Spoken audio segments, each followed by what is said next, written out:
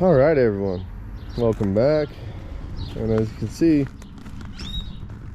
everything's getting real green.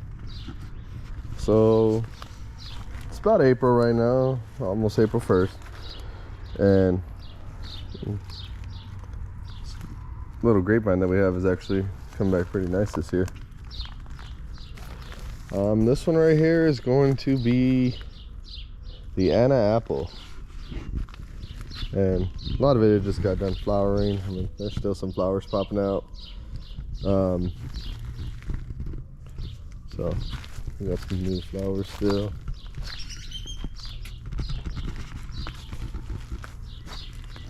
With this one, you can see this little bit right here. That's going to be your new apples that are coming out. So we'll have quite a bit of them. This one's set pretty nice. Once again, I mean, there's like four to the little bunch. We won't thin them. We'll let them set how they set. I know a lot of people like to thin them. Helps grow bigger, better apples. We've been leaving them in bunches like that, and we can't ever keep enough for the kids to stay away. The kids will come out and eat them all. So really thinning them, we don't do much thinning. Let the trees try to be as natural as they can with the fruit setting and stuff. Right here we have the Myers lemon, and you can see we got some flowers growing, some opening, and some fruit already setting. There's actually quite a bit of fruit that's setting. This year's been a lot colder than most. I mean, we're still getting down to the 40s in the morning, which is pretty good for Arizona still. So stuff's taking a little longer to come out and produce, whatever. But it actually looks like it's going real well. This is the Bonanza Peach. It's actually got a lot of new growth coming out on it. You can tell like where the brown is to where all the green new growth is, how much this came out. This one really has been, I mean, I've had it in the ground for about 2 years, and it was like 1 foot tall 2 years ago. So it's grew pretty good. This one does have fruit that's setting.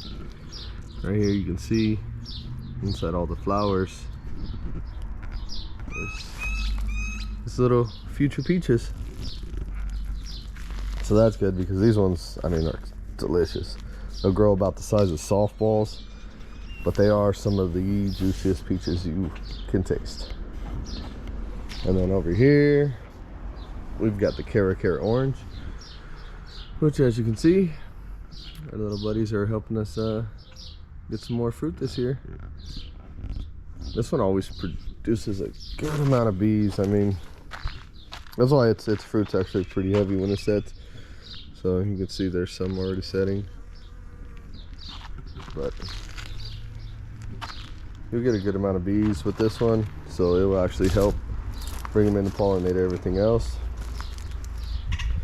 But a lot of the fruit set, and right now would be a good time if you want to fertilize your trees. It helps with all the production, helps with all the growth of the new leaves. Just give them, you know, like we do the chicken manure, we do the compost. So whatever your guys' fertilizing technique is, right now would be a good time to give it to them, because when they're trying to produce all this fruit, leaves, stem growth, they're going to need as much nutrition, energy, sunlight. They're going to need all this to really push it. Like this one is our ruby red grapefruit, and you see like all the new growth on here is all this new real waxy looking leaves. And I mean, this one, it's getting nice. I mean, year round this one stays with the real nice waxy leaves. You can see some of the new flower pods coming in. So we'll see what goes on with this one. This last year we did have like, I think probably 50 grapefruits off this tree. And I mean, it's a good size, but it's not really that big. But it was a heavy producer this year. The wood chips, you know, they stay wet. The top part's gonna be dry, but as you dig down, all this is moist.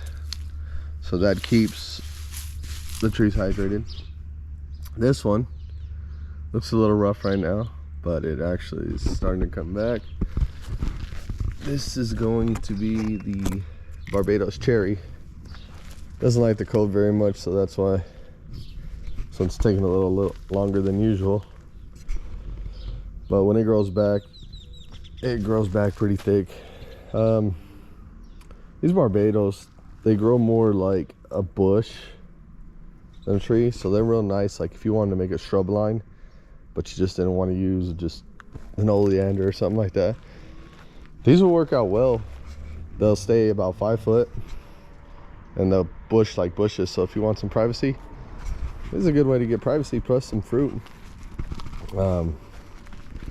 You know, so with Arizona, they're no shade, full sun, no winter protection.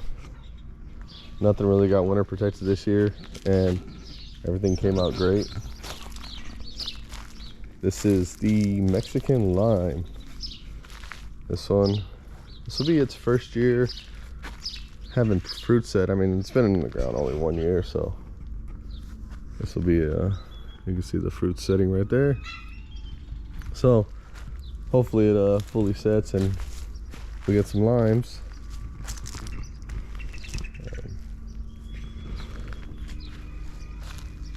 Same thing, the leaves look real nice, wonderful waxiness. And the thing about it too is when your leaves are looking like this and you're getting a real nice growth every year, and you know your tree's happy. The happier your tree is, it actually will keep from getting infested with aphids and stuff that will actually harm the tree, because it's gonna bring in more like ladybugs and stuff like that. So they'll actually eat, the ladybug will destroy aphids like crazy. So if you do get aphids in your yard, you can actually order ladybugs online, which will help eliminate the problem.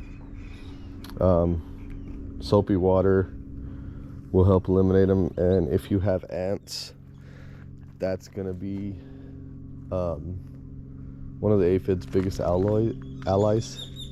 They will actually take the aphids onto the trees because they work together. The aphids eat the leaves and all that and produce a honey-like substance, and the bees eat that and take that back to the colony. So if you get rid of your ants that are getting the aphids onto the tree, then you should be able to get rid of the aphids. That's why usual watering by hand actually really helps, because it gives you a good look at your trees, lets you come out and see how the leaves are doing, see how everything.